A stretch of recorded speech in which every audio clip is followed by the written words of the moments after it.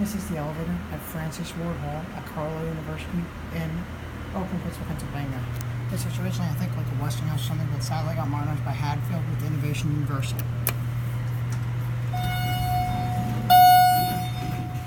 Looking out the ground. Interior go down. Oh yeah, we also got PA elevators. This ceiling. Here, ground. Yeah, it's crooked. Probably someone messed with it. The inside doors are original, but painted. 6 and 5 electrical go up to 4.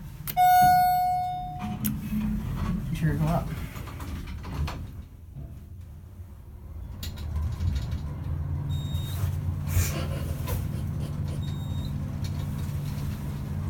That's Hadfield, all right. Lazy people. Here at 4.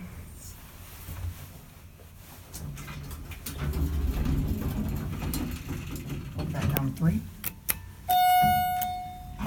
Hey, phone, that's loud compared to the building. It's a nice cab. I don't know. Just like you said, they were lazy. Here, back at 3.